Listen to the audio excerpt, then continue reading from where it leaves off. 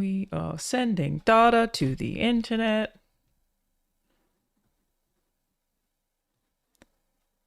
Beautiful. Alrighty. Hello, everyone. Welcome.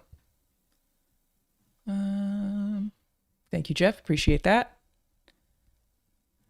All right. Doing something a little different this morning, everybody. I am here with, well, why don't you guys introduce yourselves? Hello, who are you and why are you on my stream? Hey, yeah, I'm Andrew Ike, the CEO, Chief Executive Owl of Nice. Alchemy Labs. We make a bunch of VR video games. The one you probably know is Job Simulator. Mm-hmm. The other ones you might know are Vacation Simulator, Rick and Morty Virtual Reality, Cosmonius High, and our most recent game, free to play, Dimensional Double Shift. Yes. I'm Claire Rice, lead UX UI designer here at Alchemy. And I've been here since about September 2021. So I started with Cosmonius High when I joined in. That was great. Very cool. I'm just trying to make sure your levels are okay. Chat, do they sound okay? I'm much louder. Okay. Let me turn myself down and turn you guys up. I thought that might be a problem. Yeah, stoked to have you here, especially as somebody who has been a long time job simulator enjoyer, and I've never gotten to talk to anyone from the team, despite like it kind of being a mainstay of VR. Like one of the first VR games a lot of people played, one of the first introductions to VR. Before we started streaming, I was talking about how I made my dad play Job Simulator, and it's so organic for people to pick up that it's such a good game to show people. He was like 65 at the time and can't play video games, but completely understood how to play Job Simulator. So if we go back to the very beginning, where did the concept come from? How do you come up with the idea for all of the things that have spawned your future games to make people do jobs in VR? What's wrong with you? I know, that's what's wrong. Actually, I do remember, but I don't believe you remember. There was one time where you did talk to us, but it was in a huge press thing. I think this was There the you go. last time we all chatted about Job Sim. It was the Oculus showcase in, I think, 2016. That may be where I punched the TV that we were also talking about pre-stream. Yes, I believe you punched the TV, and well, and also that was like a really sad. And then I swear I'll talk about the thing you're supposed to. But that was also like this like really sad press junket because they didn't have the controllers out yet. So there was only two of us that had touch controllers, and then they kept making person after person go through these like you could only play the games with like an Xbox controller, except for ours and Fantastic Attraction at the time. Wow, I And don't even remember that. That is wild. Well, because I remember yours specifically because if I recall, like you or the other person you were with at the time was just like, "Can I please use your booth to lay down? The world is spinning." We were like, That seems like something "Sure." that I may have done. I had a really long period of time because I was at IGN when they launched a VR specific channel. So it was like a full VR focus, and I had a lot of motion sickness to start with. I don't remember ever having it with your games, but I remember playing Minecraft once and almost needing to throw up. It took me like a few years to stop feeling that way. Got there eventually. But wow, what an amazing memory! I also remember at that event people who work at that's a trick I have. Yeah. So, but it was funny. I was just thinking back on it. I was like, yeah, it was. I mean, that's a tough one too because you're using the Xbox controllers versus the actual touch controllers. But also true. anyway, Job Simulator. Yes. So when we first got these headsets, right? We Alchemy Labs. We were actually a 2D mobile studio before we made VR games. Okay, I'm gonna have many questions. We made a bunch about of that 2D also. mobile games, and then what was that? I'm gonna have many questions about that also. Quite a shift. Oh, sure, yeah. And so we made a bunch of mobile games, and we did a bunch of like frontier technology, and then we what we ended up doing was we took a game that we had worked on called Reckless Disregard for Gravity, and converted it to Unity, and then converted that game to the Oculus original like DV1, the headset that came out in 2013 or something. Yep. The Kickstarter one, and Valve saw that and was like, "That's really cool." And so they invited us to talk about what we did at the first Steam Dev Days, and we talked about it, and they were super excited about that. And then they said, "Hey, we got this thing we're working on. If you could put together a demo for GDC 2015, we will show your game there." And at the time, I wasn't even part of the studio. I knew them then, but there were 4 people. Um, Devin Reimer, Alex Schwartz, Carrie Witt, and Grant Borland. Carrie is still with us. She's still working at Alchemy. And they like went to Winnipeg, Canada, which is where Devin and Graham lived. They went in a basement for like a weekend and they came out with Job Simulator. And the thought was, No way. as they were messing around with stuff, it was like really fun to like just stack blocks and do things that were very kid-like. And so they were like, oh, this like very base hand interaction is really fun. And what's some things that have hand interaction? And the first demo was in a kitchen and it was doing kind of all the things. So that's, and then it kind of grew organically from there. We made all sorts of jobs and we found out that the more mundane and relatable the job was, the better it was. No Built way. Spaceman Job. Huh. That's that. So it kind of came from a game jam, in a way. Yeah, but I mean, yeah, very much so. A game jam that was like Valve was like, make something and you could show it at this like 2015 reveal event for what would become the HTC Vive. No way. Wow. What an opportunity that I feel like you grabbed very well. Like, I feel like I said, it's kind of become one of the mainstays of VR. It's something that I will always have downloaded in case I have the opportunity to show anyone VR. Like, it's definitely, I also just think that comedy is such a big part of it. Like, it's just so funny. Obviously, oftentimes intentionally, but oftentimes not, because the things you're doing are completely ridiculous. But yeah, so from there, did you ever or do you know if that team, I guess, expected Job Simulator to become as big as it is? Like, did you see that coming at all? I think we knew it was going to be big when we first made it because we could just like the way players played it. I joined the studio like in the middle of the development of it, and we had this like sense that people like we just kept getting like wild opportunities would just pop up, right? At one point, we demoed it at a Sony PlayStation event that was in New York City, like under Times Square at Oh, this cool. theater. Wow. Like just insane things would happen. And that's kind of how the Rick and Morty thing happened is like we just showed it off. But we knew it would be big, but we always joked like, haha, like wouldn't it be funny if we became the Super Mario 64 of VR? Yeah, you Right. kind of did. And then and now he kind of did, and it's great. But yeah, I think I at any time in my career, I have never been able to say like, I know this is going to be the thing that has Yeah. this huge impact, Yeah. right? And you just don't know. Yeah. I do feel like it's kind of a part of game development. I've definitely said this before. Anyone in my chat will have heard me say the sentiment. Especially, I think in game dev, you never really know if what you're making is good. Because after a certain amount of time, you tend to be like, who knows? I've seen the same thing all day, every day for the last however many years. It's garbage to me at this point. You just can't be objective anymore. So, well, hey, what a delight to have it actually be good. Yay. Well, and even when you get that external validation, like, so we had like wonderful external validation for playtesters. I've seen so many games that are good, but not popular, right? You never, Also true. you can't tell if it's going to have that like cultural thing. Now Job Simulator is so wild. Like I could go to, when we do this like thing called allocation, where we go to like a resort in Texas because our headquarters is in Texas. And if you wear like Alchemy branded clothes, there's a chance you'll get mobbed by kids. No right? way. Oh yeah. Oh yeah. Wow. Like everybody under a certain age. I've taken so many pictures with developers who are like, my kids are gonna go nuts. I took a picture with a No Valve way. developer. I was like, what are we doing here?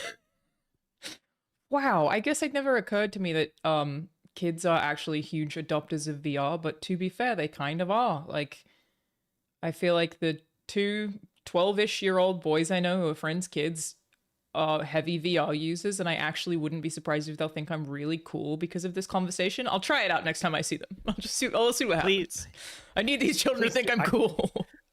I had a friend and he had nannies who he has these like two, babysitter nannies that kind of come in and they're both undergrads. And I was like, oh, do you know Job Simulator? I was like, oh yeah, my brother and I play it, blah, blah, blah, blah. And it was just like, what so there's like a certain age. No way. They all know it. And yeah, we did one of our allocations and there was like a dance competition at one of the allocations. And if you like walked near the dance competition with like a Job Simulator shirt, you got mobbed. Wow. That's incredibly cool. I mean, I shouldn't be surprised because, again, obviously I know how popular the game is, but I didn't realize it was about you captured the hearts of the youth It's this is the children yearn for the minds meme come to real life. The children yearn for the jobs. We captured the uncapturable generation, right? Like that's the Congrats. wild thing. Huge. Yeah. So where did your new game, I guess is what you would call it, Dimensional Double Shift, come from? Where did this idea come from, and how did you build off of, the things that you had made before into making this new thing? I want Claire to answer this because I have like my very like I was in it with a very business perspective, and I think it'd be Mhm. awesome to have somebody who like got to observe it and was like because Claire knows how all this worked, but Yeah, like you were lead dev on this, right, Claire? The what? Pardon? You were the lead dev on this, right? No, I was just so I had grown with the project, I could say, right? It there like okay, Ike did a whole GDC talk on it. It was Go like a ahead. retrospective type of thing that was so freaking good. But basically we had Coral 1.0. Am I able to say that? I guess call it code you can talk. improvement. If I talked about my talk, it's open to the world. Well, yeah, basically we wanted to focus on making a multiplayer game because we'd been doing some R&D on like what multiplayer space could be like in the background, alongside Cosmonia's High. And it was just so much fun. And it felt like something that we had to bring to life where you develop a sort of third space for folks, right? Where you could just chill. And at first we wanted to make it like a haven and, like just a sanctuary where people just hang out and just chill and have this sandbox experience. And we thought we could have players customize it and all of that. But we had to really hone in and figure out the scope. Yep. And figure out how to make it feel more like tangible with like a core gameplay loop. And it took tons of adventures to figure out what that looks like. And so we kind of connected with our roots from like the job simulator, vacation simulator days, and then combined that with multiplayer. And that's what you see in DDS. And then we also really wanted to build upon like the self-expression. So the avatar customizer that we've got, like that whole entire menu is just there's so much love put into it because we really wanted to help give players a way to just show their VR selves in a way that's just like Alchemy brand and Yeah. light and fun and quirky. Yeah. Do you have any like concepts of this that were scrapped or like fun ideas that you played with that didn't work? Because I imagine that there are like many limitations. Yeah, I've never made a VR game. Like I imagine there are many like limitations that even I'm not even aware of in that space. Oh yeah. So I'm a user experience, user interface designer, right? And the tech field, you think of that as just being 2D, just like flat screens and panes. But at Alchemy, that is not the case. Yeah. Okay.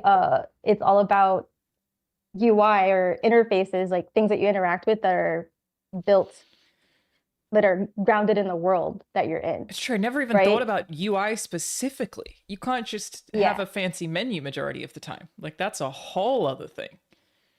So Claire, do you want to talk about the furniture placement in Haven? Yes, Haven I was gonna bring that up.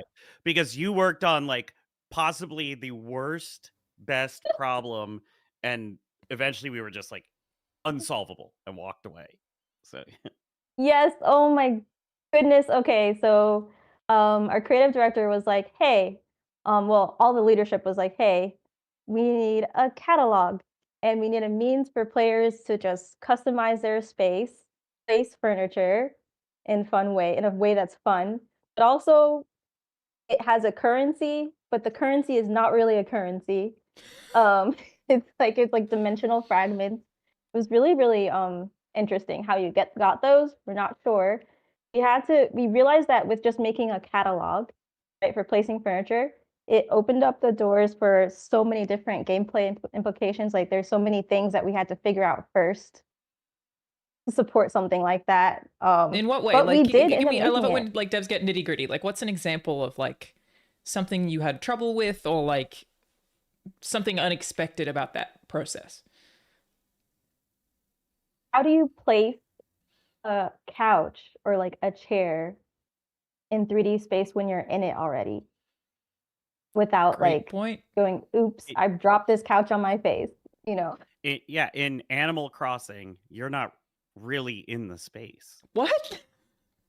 You You're take that back looking right down.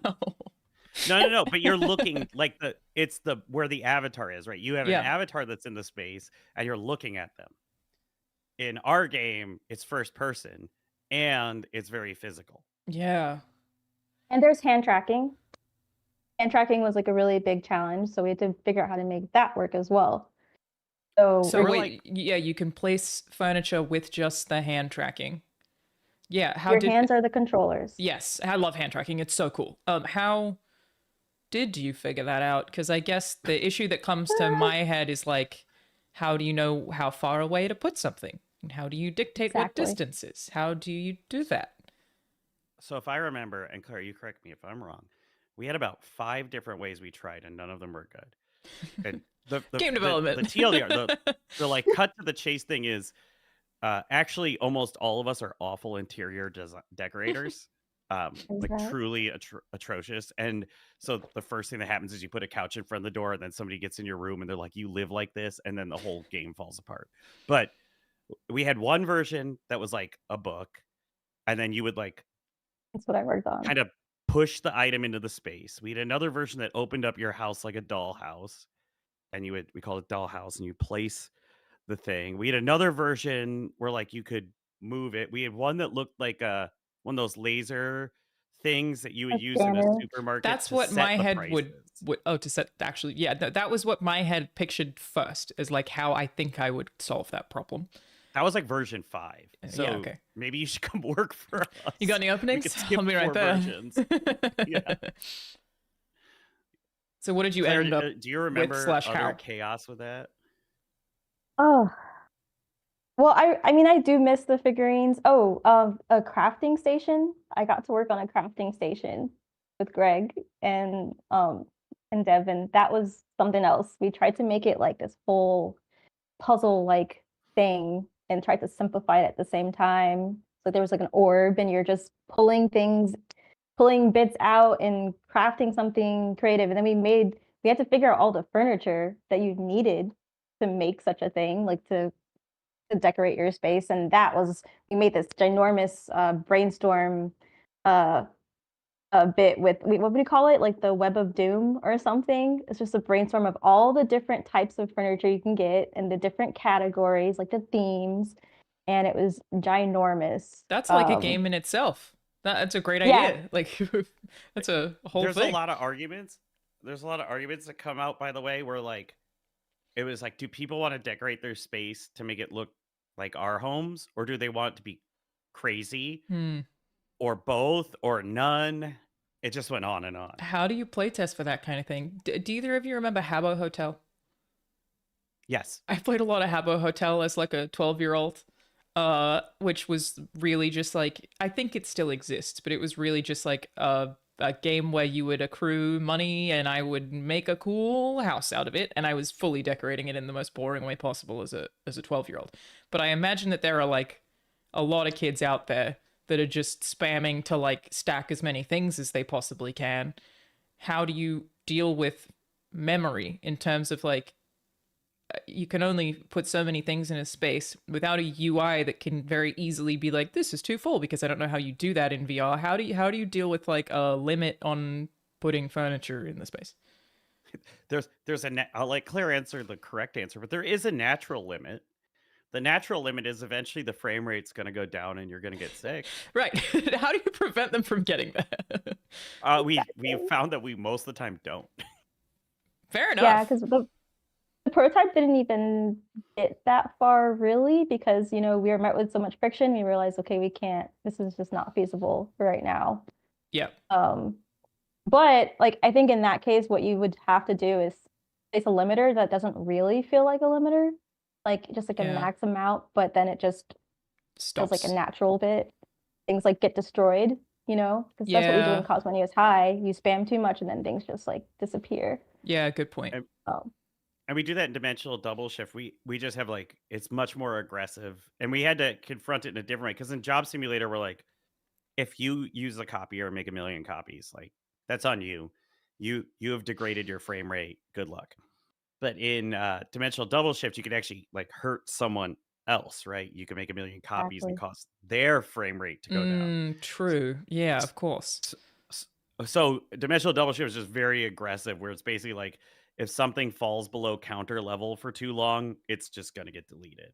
If something falls outside the counter, so there's actually only a small space that exists where objects will like permanently stay around. That makes sense. Yeah. It feels natural, and things return to where they originally were too. So Yeah. Yeah. yeah. Yeah. Since this is obviously a very social experience, and yeah, people can kind of cause that chaos to each other, in, at least in small ways. How do you design for, like, as someone who's never worked on a multiplayer game, how do you design for, I guess, the most fun experience that also focuses on like community? Like, how do you approach making, especially in VR, where I feel like, that you can feel like someone is touching you even though they aren't? Stuff like that can be very weird in a VR space. Like, how do you foster positive community while also allowing for the most chaos possible, which is kind of your brand at this point? I'll do like 2 seconds, and then Claire, did you work on the social? Did you ever work on that like social? What do we call it? It's the thing where if you run into someone else's zone. No, but I saw it. Was that like David? Okay. I can't remember. Well, you can Yeah. talk about it from the high level, but basically, we talk about something we call little brother energy, which is like as long as the trolling falls into little brother energy, meaning like harmless but kind of funny, that's what we want to push people towards Yep. versus actual like trolling or ruining the experience of someone else. So we don't mind the like someone has decided to be uncollaborative and it has derailed the game slightly or they're being not as perfect. That's little brother energy. Yeah. Someone actually ruins your ability to play. We'll jump in to stop that. And so an example we had is like we let you run between zones, but then we put a timer on how long you run and we'll fade out your scene. But Claire could talk more about other things that we do because we do a lot of like gentle nudging and stuff like that. Yeah. Well, we have like the whole party menu that you have, like that you could access through your wrist menu. And that like gives you, I guess, like a little bit of agency and power, right? You're just figuring out who you're playing with. And you can kick out folks as well. Right? You can still And do that. and do you want to talk a little bit about like maybe the orders? Like we do certain things with like, for instance, the way we do orders in the diner. Like for instance, your Oh, first order is always yeah, so your first order you can complete on your own, but all of the other orders are more collaborative. So Mhm. you're reaching out to other players to ask for ingredients. The same goes with like the garage. It's like there are Yeah. tools that you need that are on the other side. And there are some modules that you could even collaborate on, like diagonally, like that you could like from opposite ends of a car. Really cool. Um, but yeah, we try to like every player is situated in their own zone, like their own job, and that's your safe space, right? That's a safe space that we've established for players. You can reach, but only a certain amount, Yeah. right? But other than that, you're passing things, you're throwing and passing and catching things, and even have bits that encourage like interactions, like the unicorn booster that I love so much, where if you reach out, then you create rainbows with each other. Like there are things that encourage collaboration I guess you're right. It's from like collaborative by default in a way. Like that is sort of the core of the game, so the community tends to respond in kind. That makes sense. I just feel like that must be such a nightmare for a multiplayer game and in I mean VR. there are times and yeah, we're lucky that we are building something cooperative. And then some of it Yeah. is like in the inherent design. Like you could argue a game like League has cooperative elements, but because the team has to perform at a certain level, the pressure instantly cranks up in like League or like Counter-Strike or one of those. Because then if a teammate is bringing the little brother energy, they're actually like the effect on the other players is outsized, right? Whereas in our game, the goals are a lot softer and so it's a lot more about hanging out and that's what we found in VR, right? There is a competitive central core that exists, but there's a broader group of people who are using VR as that like third space, as that place to hang out and see each other, and so Yeah. that's where we kind of like take our hands off and not put a timer on things. Yeah, that makes sense. How much is player feedback across the board with like every facet of what you've built here influenced like the game as it is now? Because obviously that's a big part of early access in general. It's always going to be a huge thing. Like, how do you incorporate player feedback, and how do you decide what you are going to take and what you aren't going to take? Like, are you just observing people in VR? How does it work? For your last question, the first thing that came to mind is our community management team, because they are the best and they are really helpful with helping us keep connected with our community, like our Discord servers, the socials, and everything. But yeah, we hear the feedback and we actually capture it in our documentation and do a triage to figure out what we want to include. We have like 5 or 6 different sources of feedback, right? And so Yeah. yeah, CM is great. If you're all talking to us in Discord, Liana writes a report. I can tell you, I read the report every week. Sometimes I'm the only person who comments on it. It's just Just a number one community fan. management. Yeah, community management and CEO chit chatting. But that's one source. We also have a lot of analytics. Everybody has analytics. That's a very helpful thing because community might focus on something, but the broad player set has something else. We do user research, and that's really important. And then we do there's a few other sources. We do social media analysis and those kind of things. And then one of the things that we also do is we play the game and we talk about this. And so we do this OwlCon. It's actually coming up. That's our other half a year event. And during that, we do this exercise that's a circle exercise. So we take everyone in the company and we make a huge circle. So it's 80 people in a circle. No one's allowed to sit outside the circle, right? You all have to be in the circle. And then we do like a little guided discussion of what people want to see change in the game. And anyone is allowed to speak about anything, right? So, we have the head of HR pitching features, No right? way.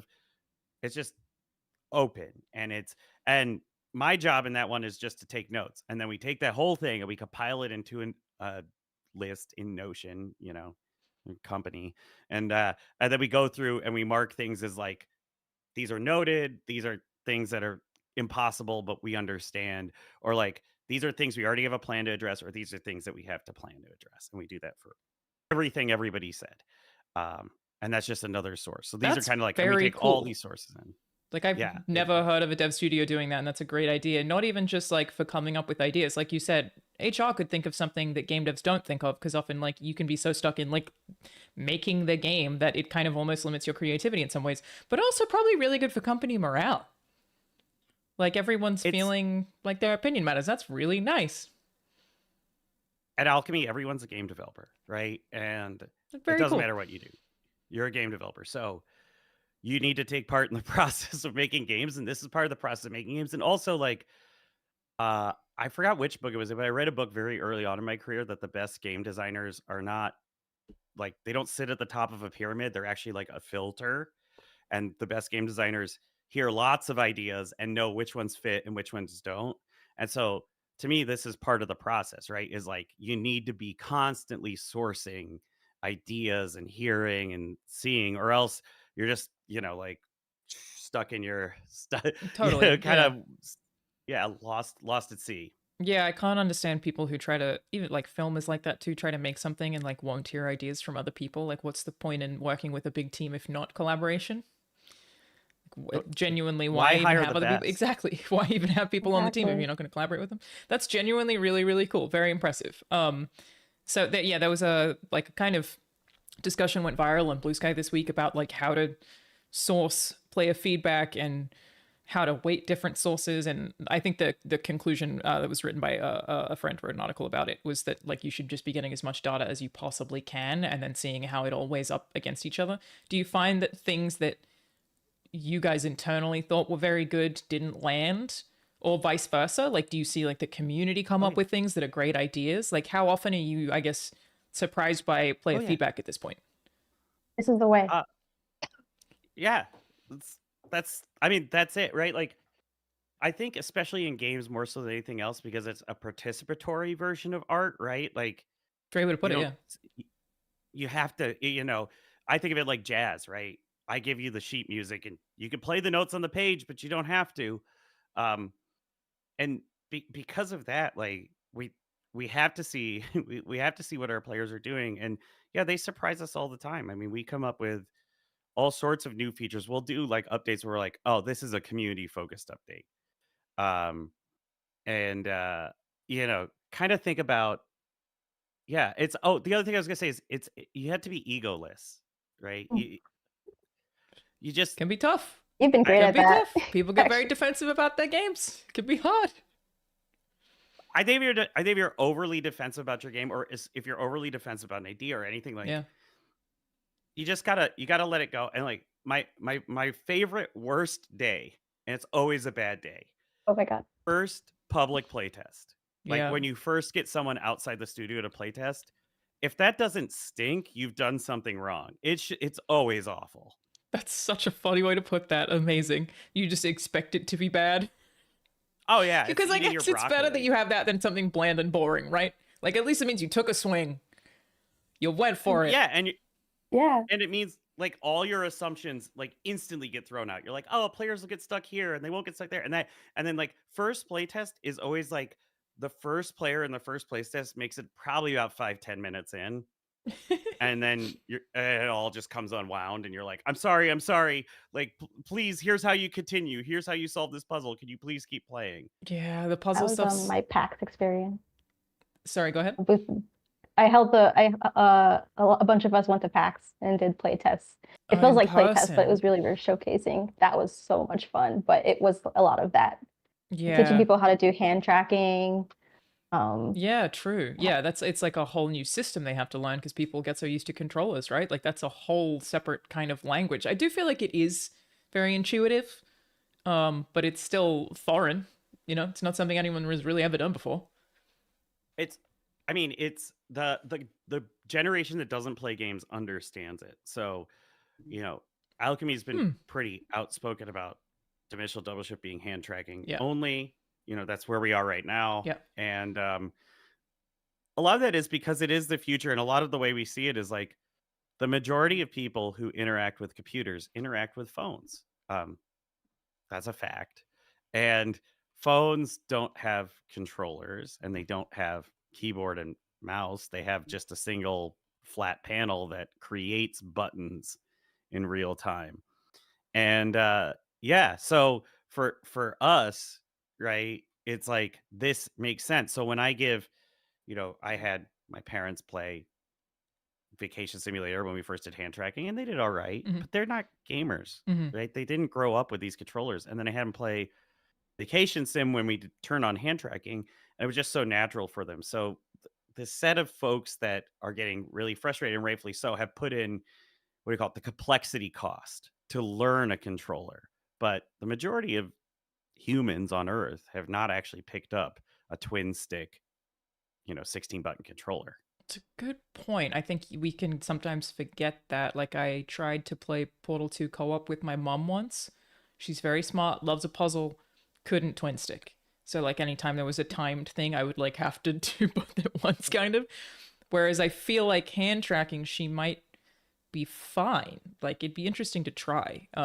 Because it is like a whole separate language. And do you guys find that the audience of people who play VR a lot and people who play, traditional console or PC games is quite separate, or is there a lot of overlap?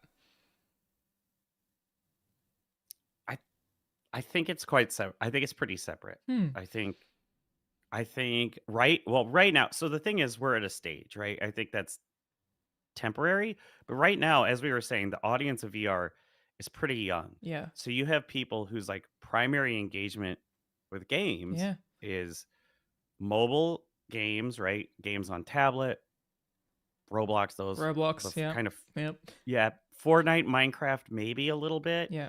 and then Gorilla Tag and Dude, VR. they love Gorilla Tag, man. They love the kids love Gorilla Tag. The kids love it. I heard it called all those games because now there's like a bunch of them. I heard it called the Gorilla Verse. No way. Wow. Yeah, I when there were fires see that? here last year, I went to I have asthma, so and a few friends were in evac zones, so we like went and got a big place in the desert, and my friend's kid, Cody, again, 12-year-old boy, really forced me to play gorilla tag with him every day. And man, was he so much better than me, which felt wild as somebody who's playing VR almost since before he could read. I was like, this is exhausting. How is he doing this every day? Like it's so intense. Yeah, but they really do. It's interesting. I feel like an outlier. Like I would consider myself a hardcore VR user in that I'm using VR almost every single day, but specifically to work out. So I'm using it in like kind of a very adult way, in a strange way. And I wish that I could get more friends on board with the social aspects of it. Like I have some Discord friends that like we've played Beat Saber together. But I wonder if it's like this is a thing where like getting in a virtual space instead of just hanging out on a Discord call. We should have done this from inside of the game. Thinking about it now is probably what we should have done. Yeah, in dimensional double shift. That would have been really cool, Yeah. actually. Next I time. I think for my end, I think that the thing is like you're kind of actually showing the way that we've seen VR break down, right? Is Hmm. like the kids they play gorilla tag. They're playing our game ends up playing with kids and families, but Yeah. the kids are playing that. There's kind of a middle chunk of people that are doing exercise and kind of that more like VR for a specific reason. Yep. And then there's actually an older chunk that VR really sticks with, and they're playing Walkabout Mini Golf, Golf Plus, and Yes. Puzzling Places, And all those fishing and games. all those fishing games. Yeah. And for us, when we're thinking about what we're doing, right?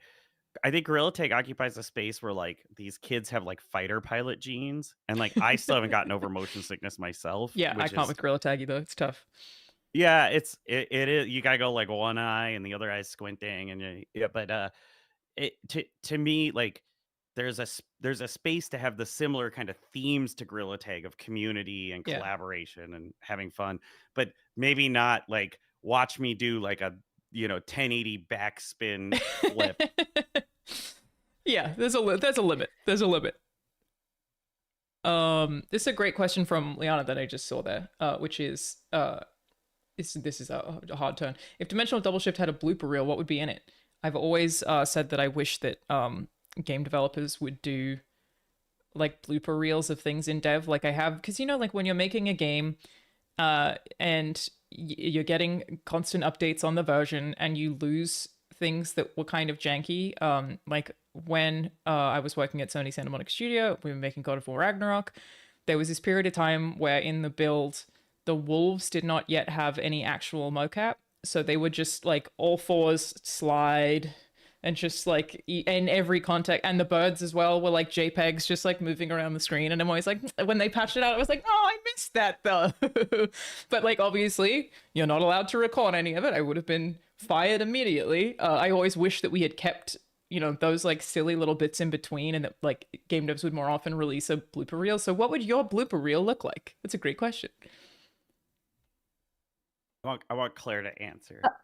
I think okay, a couple that come to mind. One would be when we had a play test early on in the early phases of DDS as it is now, when somebody on our team just set everything on fire. And so what was formerly Big Hex, it used to be like a cactus like creature. It felt like a Burning Man, but in DDS. And that was so wholesome. I think the most wholesome part was hearing all of my fellow owls just laughing, like cackling, because it was just such a wholesome sandboxy feel. Like, we brought out the play in ourselves, and Yeah, through that, that's such a lot of funny other thing to ideas call sparked from this wholesome, but moment. I totally know what you mean. Like you feel like a kid again. Yeah, that's really, Yeah. really cool.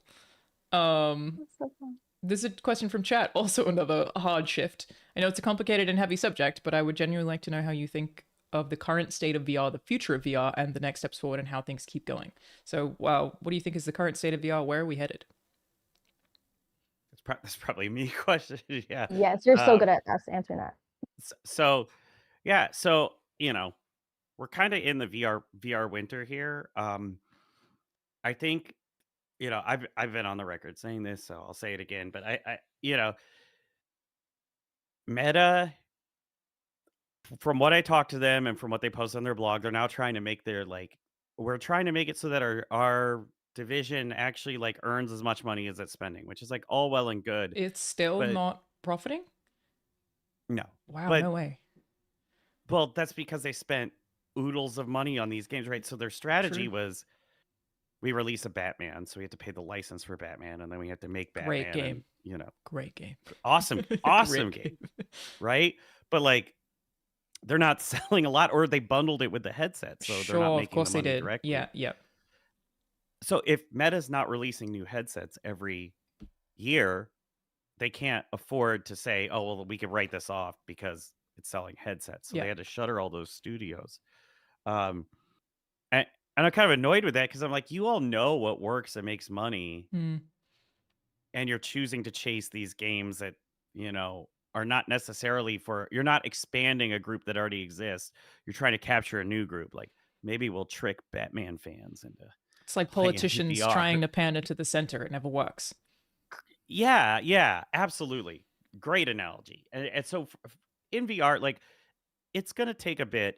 I think there's a few things we have to overcome that even I didn't realize that we had to overcome, which is like if you're in and you're engaged with VR, we already got you. But Yeah. there's a lot of people who sit on the periphery who don't want to look like a giant dork, to be honest, right? Mm, They don't want to mess up their makeup or their hair, right? We have some devs who have amazing hair and they got to put on this like helmet essentially.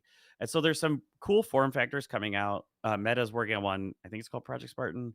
Google, us, we're working on one because we're wholly owned by Google. We're not actually Alchemy, called Project Aura. And some of these other like binocular glasses style, not as capable form factors, but welcome more interesting. people in. Hmm. I think those are very exciting because it's going to take people who maybe were like, I don't want to wear a, Apple Vision Pro in an airplane and have the weird like lenticular eye lenses looking at Yeah. people. Yeah. It's terrifying. I I just, get why. yeah. I just want to wear something that looks like sunglasses. Can I please wear that? Like Hmm. we can start to answer some of those questions. And I think further, right, is like, if you are funding a part of the industry on things that weren't going to be successful, there's an unfortunate reckoning that comes around. And so 2026 is not going to be like VR's banner year, but 2027 is going to get better, and 2028 is going to get even better. VR is here to stay. As we were joking, we captured an uncapturable generation. There are advertisers on advertisers out there who would kill to have the grasp on Gen Alpha that True. VR has. Yeah, it's true. So it's it's just a matter of that, and it's also a matter of like there's a bunch of tech companies who are deeply embarrassed that they accidentally made video game consoles, and we have to just be like get over it. Like Yeah. video games are okay. It's interesting. I never considered that it was like an appearance thing that people were worried about. Like, I do think that pass-through technology getting better really, really helped because a lot of it is like feeling uncomfortable in a space or feeling like you're in your own living room but don't have the ability to engage with your own living room. What's the point? Or you can't see the people in the same room as you. Like, I do feel like as that's gotten better, at least I've been comfortable spending more and more time in VR. Especially like now, if I hear something, it's very easy for me to just get past. For anyone who doesn't know what that means in chat, it's like you get to see the video of everything that's in front of you, basically, just like swaps in between. And that was a huge improvement for me personally. I guess, yeah, I usually end up with red lines on my face. Sometimes it's sweaty, but I hadn't considered those to be like off-putting. But maybe that's because I've been doing it for so long. But you're like an OG, right? Yeah, Yeah, I'm like so I've seen used to all. it. You've seen how it's improved, right? Like Yeah, it's so much better than when we had a big cable and a yeah, giant man, the computer. cable. The lighthouses. Yeah. It was the cable was a hell of a time. Like you'd be worried about tripping over that thing, and man, It certainly was, and we all had to pretend it wasn't bad. yeah, true. This is cool. No, it's great. It's so worth fine. it. Yeah. You don't even notice it, except for when you step on it, and your head whips back. Yep. Yeah, it's definitely come a long way. Sorry. It's interesting. So is there anything that like you guys are thinking about in terms of like what you're talking about, trying to capture the people who don't already play VR? Like, how do you consider that market? I really feel like I encourage people to play VR all the time, again, as a fitness thing, because it's like if you hate working out but you're a gamer, you'll forget you're working out. It really is fantastic. It like I can do cardio in VR for way longer than I can do it on a treadmill, you know. Like I really do try to encourage people to do that, but I don't know how often it works. I mean, Is there anything you do to try to appeal to that market? I gotta say one broad thing, and then I'm actually gonna let Claire finish it. But that same pitch is actually why I think Golf Plus is so popular, because their pitch isn't to try to convince somebody to buy a headset. Their pitch is to convince them to not buy a $10,000 golf simulator. True. Or have to worry about going to a golf course, you know? Who has the time? Exactly. You know? Yeah. Great Yeah. point. I mean, I just see VR as growing to be more and more accessible, right? Like you was speaking of the glasses that are coming out. Mm. Those are going to be a lot more lightweight and comfortable. And the tech is just, considering where we are right now, I just can't even imagine what the tech will be like 5 years from now. Like I'm excited to build towards that. So just I'm gonna harness that feeling of just being excited to figure out how to teach people how to, Yeah. you know, use these different headsets, and give them a variety of experiences, like get the gamification of normal apps, because that's what a lot of these headsets will are geared towards, just like trying to adapt the whole computer, like a regular OS or your phone OS to a headset. I mean, there's a lot of gamification involved, and there's so much that those hardware and software companies learn from us game developers, Yeah. right? So, Claire, do you want to mention, like, you worked on the experiments that we sent to Google when they were building Android XR? am I allowed to say that? I Too late. think that you're allowed to say that we consulted a bit, and I mean, there's Oh yeah, one cool feature that I think the multi-window thing. If you want to talk about the multi-window. that concept that made it, that was crazy. Yes, we got to work on like window management, like right? We tried to explore what it would be like to have an ideal sort of like workspace and Yeah. play space, right? But with like moving windows around and docking them around you. Yeah. Which I also love. And there It's was so good. right. I like to build off of that tech is just amazing. Especially like I loved sitting down and watching our engineers actually figure out the math for it, because there's so much math involved. Hmm. With the physics and everything. Just how do you get a whole bunch of windows? Like how do you spawn windows and have them form like a circle around you? Um, and like how do you pinch and hold and like use your hand tracking to just place things wherever you want, right? In a dock space. That was so You're much right. fun. That is And a lot of math. It's like something that I totally take for granted, but you're totally right. That was probably extremely complicated to figure out how to do in like a VR space.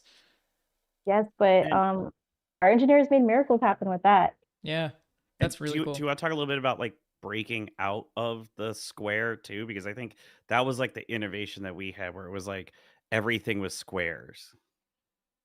Yeah, I mean, I guess we did a lot of like we broke out of the squares. I mean, we tried to figure out like the hybrid between 2D and 3D, Hmm. right? And finding the what felt comfortable and made sense. Because it would be nice to just create widgets that people can interact with. But we also did like a whole bunch of bits of just like uh taking advantage of different micro gestures, like um pulling and like just like I don't know how to describe it because you'd have to see it all. But I Yeah, one of the most tactile examples is just if you look at how, like, YouTube TV or YouTube is created, where it's not just another box, it's like has all these little pieces that exist that come floating together to pieces. make a Hmm. cohesive app. But that was, we advised very early on to be like, "Hey, stop.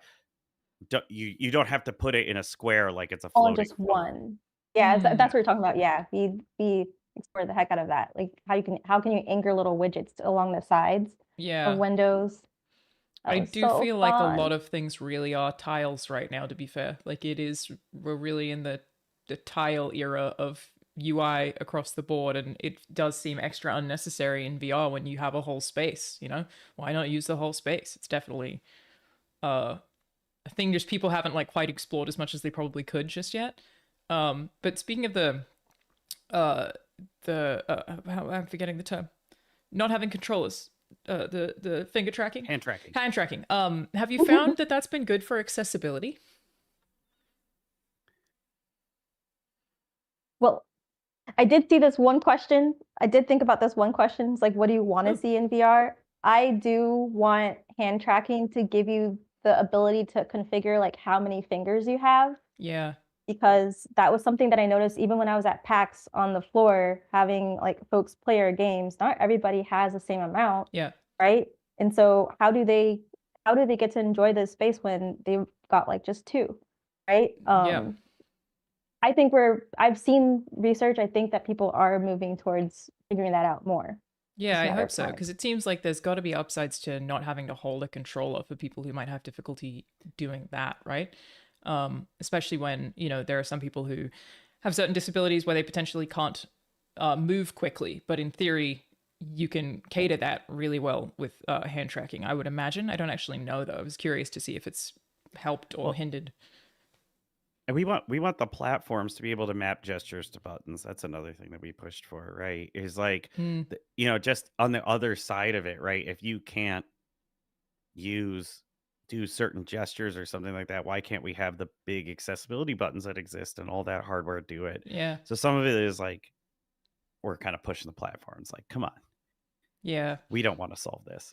It would be really great to see, especially like, some of the disabled friends that I have who've like really unlocked their social lives through playing games online with people, and getting to do that, I think, in what feels like a 3D space is probably an even cooler experience for those people. But I don't think it's quite there yet. But like you said, the technology is almost still in its infancy in many ways.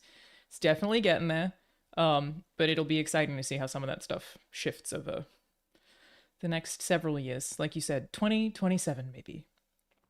Another question from chat here is there room for VR games and a VR experience going forward, or will the more interactive games take more focus? I think you're going to see more experiences take focus because of what I originally said, which is some of these companies are a little embarrassed that they made video game consoles. Yeah. So they're going to be doubling down on, they call it entertainment. That's the vertical, right? Anything that's not a game. But you're going to see like basketball, like you could sit in a seat or you can use that. There's this thing called Gaussian splatting, which is actually at the Olympics already. When you see those 3D views and they spin it around, that's a special technique that they use. Wow. So yeah, terrible name, Gaussian splatting, but Yeah, that sounds like great. a Meta Horizon game. Yeah, exactly.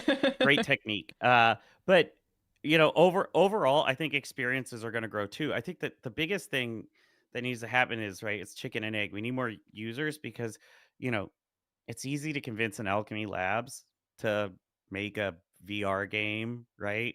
It's much harder to convince, Spotify or Notion to make a VR specific interface because Mm, that's just a new vertical they have to support. So, mm, yeah, I do think that you're gonna kind of see it spread in all directions, and entertainment's not going anywhere because there will always be a subset of people, or even everybody. Just like sometimes you want a moment where you are passively engaging with the entertainment, or at least minimally. yeah, totally true. Um, this is the thing that I touched on slightly earlier, but realized I could follow up on because it's a great opportunity. I have a game dev podcast with two of my friends, Mike Bithell and Austin Wintry. And the last episode, I'm pretty sure, we were talking about how we haven't done early access and we're terrified of it conceptually. For any other game devs who might be watching, do you have any advice for how to approach early access, or like what's your ethos with early access? Like, how do you view it? And what do you recommend to other game devs with how to approach? Because to me, it's like, what do you mean people get to play the game when it's not done? Obviously, it's been very successful for a lot of studios, Larian. Like, it worked out very well for Baldur's Gate 3. But to me, terrifying. What's your ethos, and how do you approach letting people play something that's not done without being worried about what they take away from the brand, or like at what point Y- someone jumps into the game? You build a vertical slice. You cheat. Everything's always vertical Right? slices.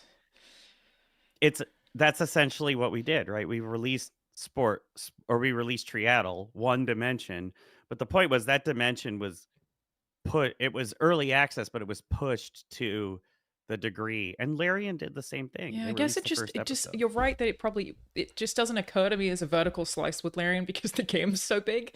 But you're right, it still is.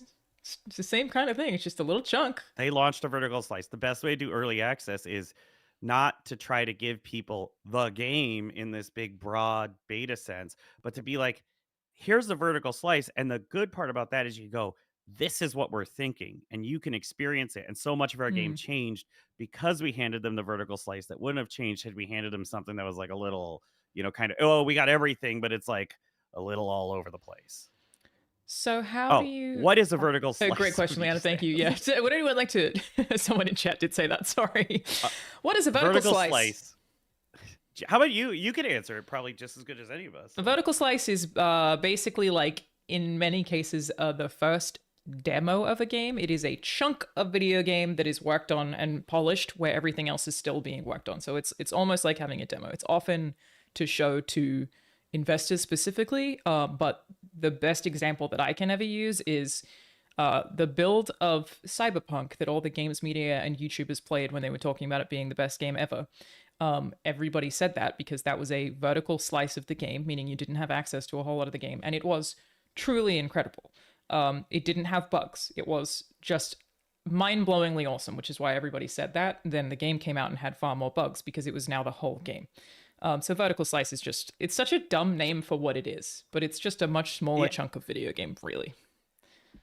That's infinitely better than I could have possibly explained it. But yeah, it's but then to your point, like, imagine if Cyberpunk was like, actually, we're going into early access, which is kind of what they did, but their early access was that vertical slice. I mean, they kind of did do early access anyway, unintentionally.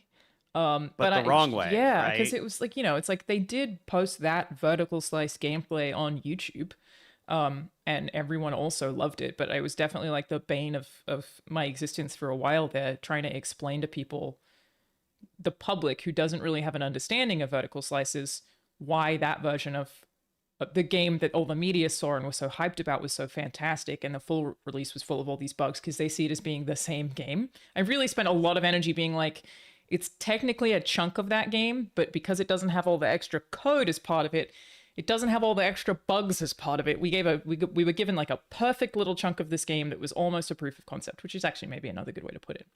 Which then related to that, how do you differentiate a early access and a demo? Is early access not just a type of demo? Yeah, I don't have a good answer for that. Right? I mean, maybe it's that it evolves. Demos don't usually evolve. That might be it. Claire, do you have a thought on Demos, I think of just like art. I guess Alchemy's demos were more focused, right? We had like the cafe demo. They highlight. They're focused on highlighting certain bits.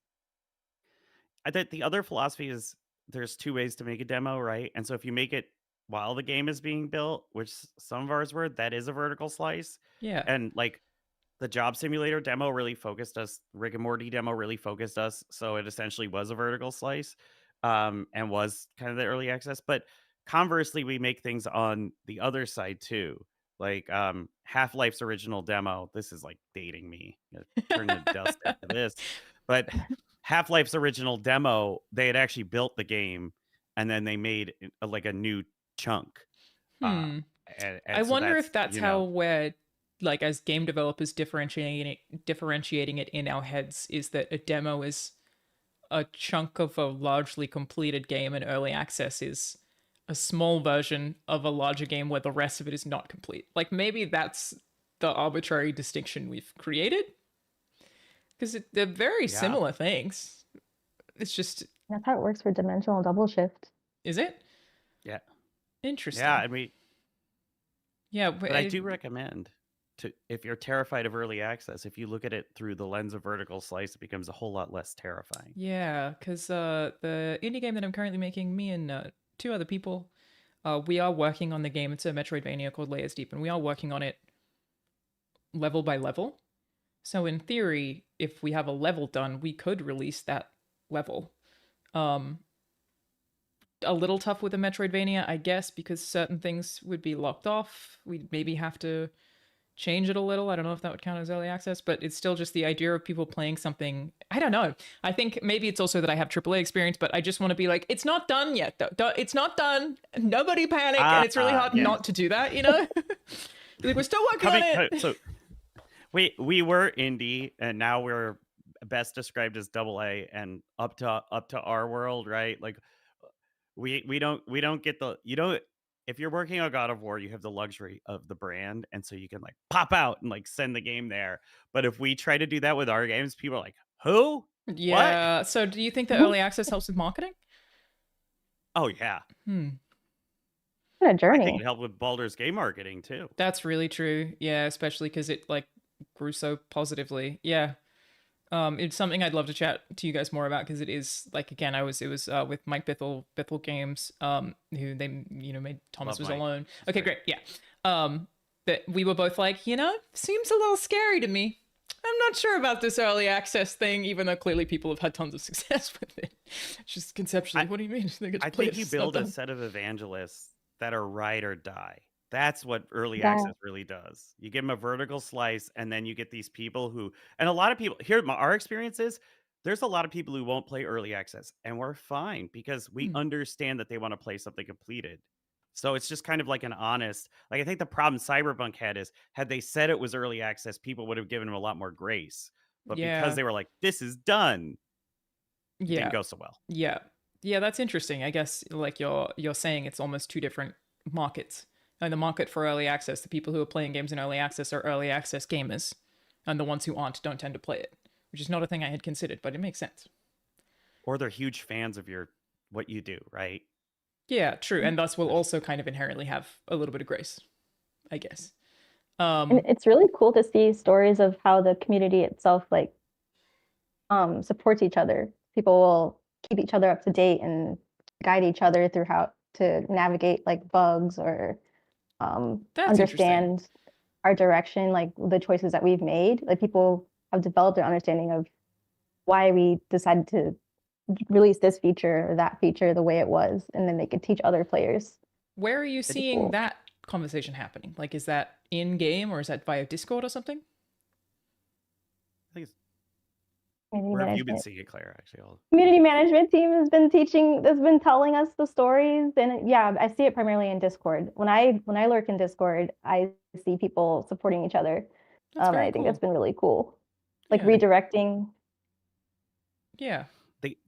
the only issue our worst issue that we actually had with dimensional double shift in early access was, and it's like the best worst issue to have is our goal for early access was to have 20,000 downloads, and we have over a million. So it was like, That's no, no, no, you all weren't wild. supposed to play it yet. We just want to get a group of you to get some feedback. And so like we hit something and people like it, but it's it's kind of like the old Kickstarter thing where it's like, I'm offering a burger for $10 and then somebody gives you 5,000. They're like, but it better be $5,000 burger. You're like, oh my God, I'm not Yeah, ready for this. that's wild. I should let you go at a certain point, but I'm going to keep asking questions until you make me stop. How did you approach getting those kind of numbers for early access? Do you have any tips for other devs on like how to get that kind of engagement? Oh boy, if I could give you the secret It's sauce a for that, if great point. anything, Everyone would be doing it. It's a great point. if It's a it, great if point. anything, we approached it with terror because we weren't ready to provide updates at the speed that like we we got too many people and they're like, "I love this game. Let's get updates." And we're like, "Ah, Oh no. we were just like letting you kind of mess with something and we were going to sit on it for a few months and now we have to update it all the time." Yeah, fair. Again, this is why I'm terrified of early access. You never know what's gonna happen. It's really scary. Chat comment if we want to respond. Devs seem to have too little trust in the community. If they give the community incentives and tools to help each other, the helpers will come forward. Yeah, how do you feel about that? Like I don't know that I agree with that across the board to whoever said that. I do think that's like maybe like kind of a social media perception, but how do you deal with like trusting your community in terms of giving them the tools to have fun? If this is somebody talking about our community, so I don't know if this is our community I don't think this specifically or is no. this is I don't think this is about you. okay. With our community specifically, I'm like, we just talked about how like we read all these reports and those kind of things. But I could tell you with the dev community, my advice to players is know that we're not the only ones that read all those reports. The devs read all those reports. The devs lurk. They all do that. It's human nature, right? We we all want to be liked, and you don't get in entertainment if you don't want somebody to engage with your art.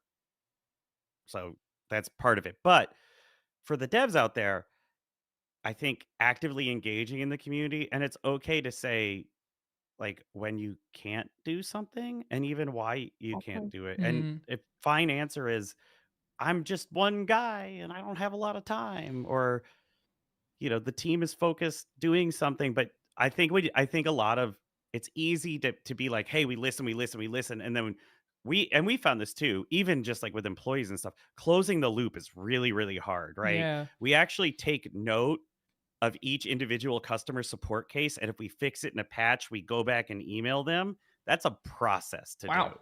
That's very involved. Yeah. Yes, but the problem is we get people who would complain and then they'd be gone and their review would be 1 star and it'd be, I hate this game. It was like, you know, you don't have to change your review or whatever, but like just want to let you know that the thing you complained about, we went and caught it. But it's like really involved, but it's worth it. Like that's Yeah. how you seem engaged. It's a great point. Yeah. I mean, even to that point, again, when I was at Sony, I would read every playtest that came through for God of War Ragnarok, even though it didn't pertain to me at all.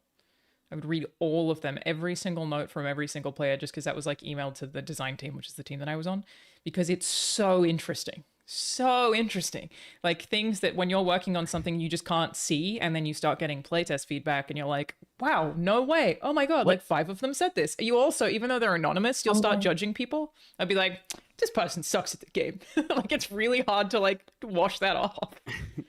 But also like what a model designer, right? Like I like that's one of the biggest things is we always want folks. We actually make folks play test on a certain cadence where they have to like we rotate through and make sure everyone plays the game once a month and things like that. But like I want people to have the context. The Yeah. I think that not to bring up like the hottest hot button, but I think that at the core of the yellow paint debate Yeah. is like the concept that games development exists as a function of Jira, and that like the 30,000-foot answer to why did you paint all the ledges yellow in Final Fantasy is wait a minute, why do we put climbing in Final Fantasy? Yeah. But Okay, no chat. For anyone who one doesn't know, I have also spoken about this on Playwatch Listen if you've listened to it. Jira is a software that all game developers use that is basically where producers will assign you tasks. So you have little someone said, no, I can never escape Jira. There are so many memes yeah, about it. no, It's so funny. It's basically like a producer will assign you a task and a due date, and you like it's like akin to Trello if you've used Trello in many ways, just more complicated and more annoying.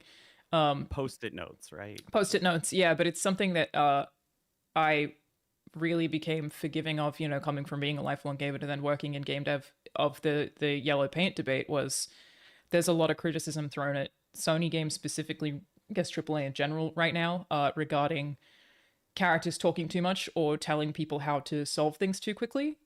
All of that comes from playtest data. It's not for no reason. It's all playtest feedback. It's all people saying, I got kind of stuck here. And it's very difficult to fine tune a game to both people who've played games for 1,000,000 hours and people who've played it for 1. And if your playtests are as broad as they are, you've got people who don't have a lot of experience playing games. Maybe you've got, for example, someone who's never played Horizon Zero Dawn before or any game like it before. So then you get their feedback at the same rate that you get everyone else's feedback, and you have to figure out like how you approach where you take that feedback for a really broad audience. It can be super, super complicated in a way that I like completely didn't understand when I was just a player. And I'm now like, oh, I totally get how this has happened. My pitch is that you should have an adjustable, it should be an accessibility setting. You should have an option to I, turn the dialogue up or down in terms of how many hints they give you. I totally agree. I also think there's like a larger um, management philosophy that's happening here, and that the bigger the machine you've built around making a game, the harder it is for someone to like find a solution that's outside the things they can control, right? And so a designer, like a level designer might be like, the tools I got are yellow paint, Yeah. right? The tools, when you're doing like narrative design, you're like, I can add dialogue, I can subtract dialogue. Like, No, totally. this Yeah, is yeah. The thing I'm suggesting is not something that for reference that you could just put in a game. Like you would have to build that from the beginning of the game. Most oh engines, yes, in terms of like how you put dialogue into a game when you're actually working on it, will not allow you to. So, the engine I've worked most with was proprietary, but that was basically like once you reach a certain location, we have like a little bubble. The player enters the bubble, the dialogue triggers. The way that that is built without an engineer actually kind of rebuilding that tech, there's actually no way to shift, like just no way. And that's not an easy problem to solve either. Like because that system has been so ingrained in that engine for so long, it's not just like someone works for a month. It'd be a very, very long process to add that. I still think they should. It's an accessibility option. Like I very strongly think that that should be a thing. 100. Accessible design approach. Yes, It could be at the forefront. but it How has do to you be from factor the that start in? of dev. Otherwise, how do you do it? Who knows? Who's to say? Yeah, and then making sure folks also, like build in this system and then build in the ability for like people to feel empowered to say, "Hey, I think I might be like trying to squeeze blood out of a stone here, right? Like I'm using the tools I have. Just want to take a step back too and make sure that like we're making the right choices." Totally. Yeah. It's also like, those things are fun to meme. How many people actually care about them? It's like it's just really hard to fine tune a game with data. We've also spoken about this on a podcast before, but fine tuning difficulty. Just, I'm so glad I don't have to do that. Like it just, in terms of like how much challenge you give people, and all games are designed for you to be able to finish them. But what's rewarding versus frustrating for each player? How do you make it so that a game like Elden Ring can still be played by however many millions of people who bought it, but that it isn't too hard, but that it's not so easy that it's not accessible. Like it's such a nightmare. I think FromSoft is exceptional at it, but I don't even know how you approach fine-tuning difficulty specifically. I think if you're the folks on your stream want to really like just take the most cursory peek at this, look at the trophy percentages on any game, see how many people make it to open the game, and then see how many people even make it to like the first checkpoint after that. Yeah. The cliff is huge. Returnal, the trophy data is wild. So because that was a PS5 launch title, it was one of the first to use the DualSense in a really impressive way. A lot of people started that game. It's gorgeous. That game rules. Their trophy data, because that game's real hard. Like it really jumps off a cliff, and it's like really tough to like figure out how to keep that retention also through playtesting, which is a great question also from chat. This person said, I'm a VR playtester. Cool thing. Didn't even know you could do that specifically. Do you have any tips for playtesters? It's great when playtesters voice everything that they're doing. Like get comfortable with being vulnerable and voice how you're thinking through different actions that you take, because that helps the playtest reviewers a lot. Problems, not solutions, right? Yeah, I think true. your job is not to be a problem solver as a playtester. Your job is to declare, and you could pitch a solution here and there or that, but we always have to like reverse psychology playtesters that are like, I think you should do this versus like, I'm stuck. Yeah.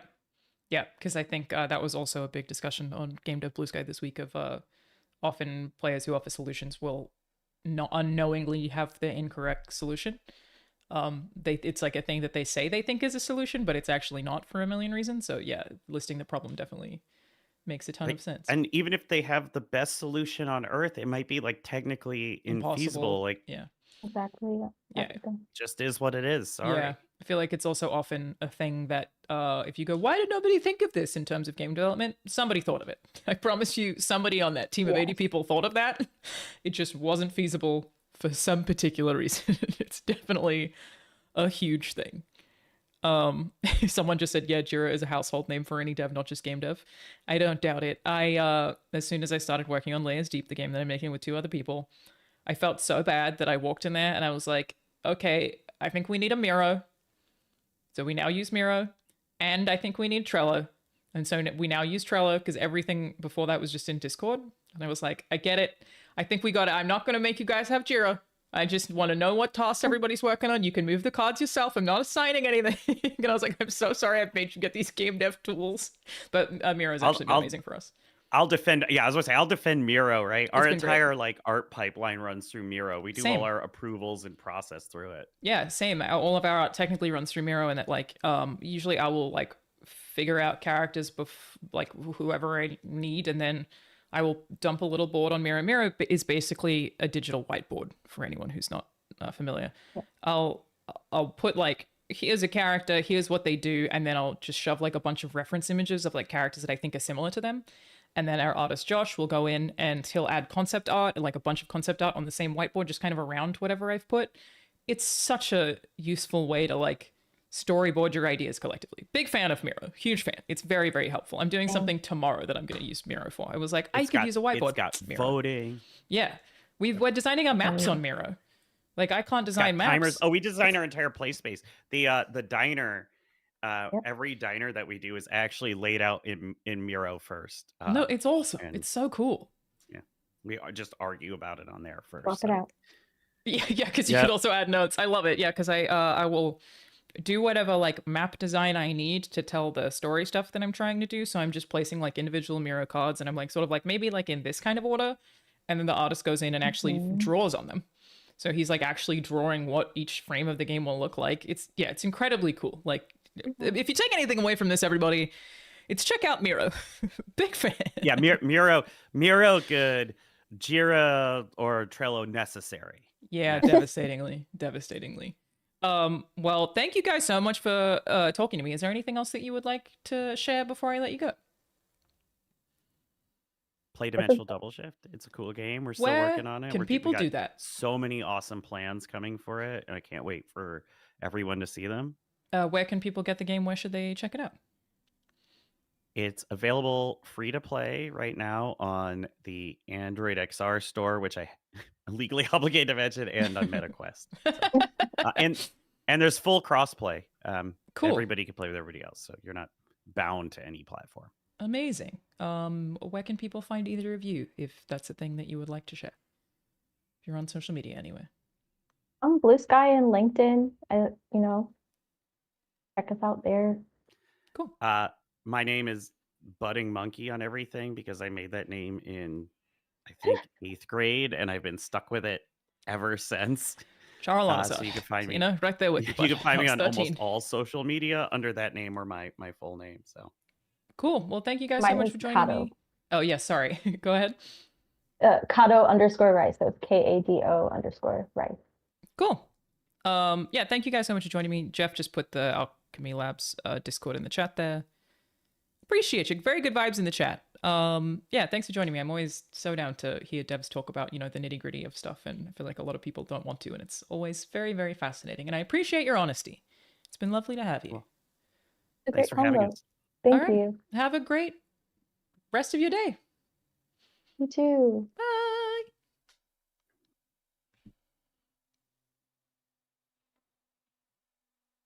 All right, I will be right back. Twitch, give me a second.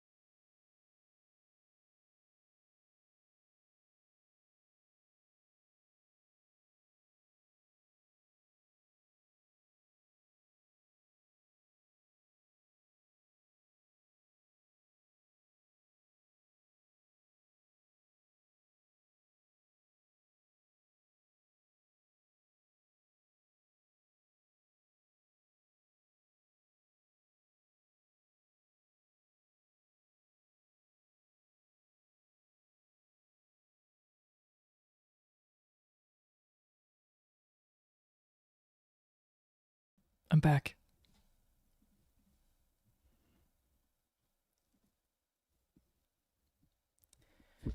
They were really lovely. For some reason, my webcam like randomly zoomed in at some point in that, and I can't figure out why that happened. But here we are. Here we are. Yeah, love talking to game devs. Why am I so zoomed in? Why is it so zoomed in? This? No. Who's to say? Who's to say? It was just a dramatic zoom. Yeah, I'm glad you guys enjoyed it. I'd be so happy to do more of that kind of thing every now and then. Sorry, Gustavs. I just love when devs are like really down to chat about the specifics, teach players more about how to like understand different facets of game dev. Very, very lovely. And yeah, the game is really, really cool. I mean, all the games that they make are very cool. Alchemy's dope. Really, really cool stuff. I guess I should change my title and stuff like that.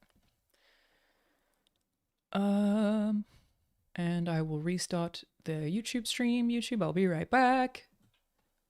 Now that they're gone.